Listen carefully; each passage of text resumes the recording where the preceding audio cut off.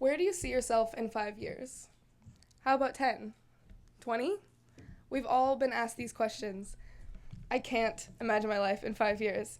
I couldn't even tell you exactly what I'll be doing a year from now, but I can tell you where I was 10 years ago and how I arrived here. About 10 years ago, I can see myself in my first grade classroom at another school before I came to Oak Grove with a teacher who had no idea what to do with me. No matter what she tried, I would spend all the time given for assignments daydreaming or doodling in the margins or so on. I was actually a very good-natured 6-year-old.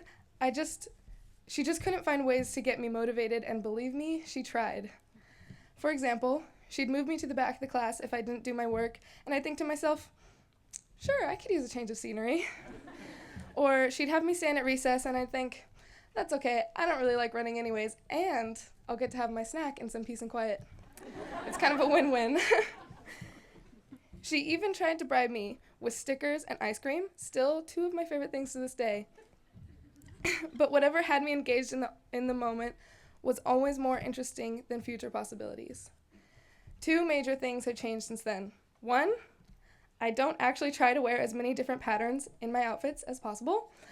And 2, I now go to a school whose main focus is to motivate you intrinsically. A few years later, I can see myself in the 9th grade at Oak Grove with something of the opposite problem. I'd be telling my mom, I can't do this, I don't have enough time to finish this book and write an essay about it. And she'd say, just skim it and do the best you can do. But I could never bring myself to do that. What's the point of reading something if you're not going to fully absorb everything the author put into it? I was often facing this dilemma of wanting to do the work with so much detail that I could never get it done. I know that I will always be learning to balance my energy spent on school while maintaining my enthusiasm for it. Like I said, I have no clue exactly what I will be doing even a year from now. Not knowing the plan has historically been very scary for me, but right now I'm mostly feeling eager to discover new parts of my learning journey and to delve deeper into the parts that I'm already familiar with at UC Santa Cruz in the fall. Now that I'm done with high school, when I think about the next phase of my education, I see ambiguity as liberation. I know that I'm fortunate to have the freedom to explore everything that I'm passionate about, and I'm even luckier to have so much support in doing so. My family has made everything possible for me. My parents have shown me that intrinsic motivation is key and that I don't know is always a perfectly acceptable answer. My mom has shown me how to be a strong woman and an honest, independent human being, and my dad has always pushed me to give an effort that reflects my ability. My sister gives me endless moments full of laughter and love.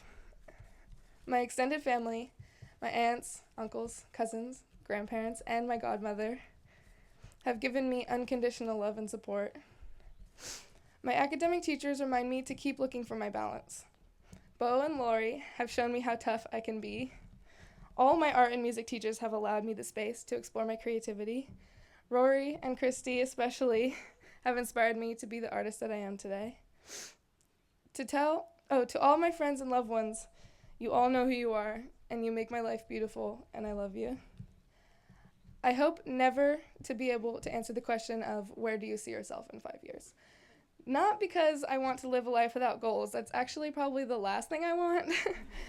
I want to live a pathless lifestyle, a life open to all possibilities, even those I cannot yet imagine. Thank you.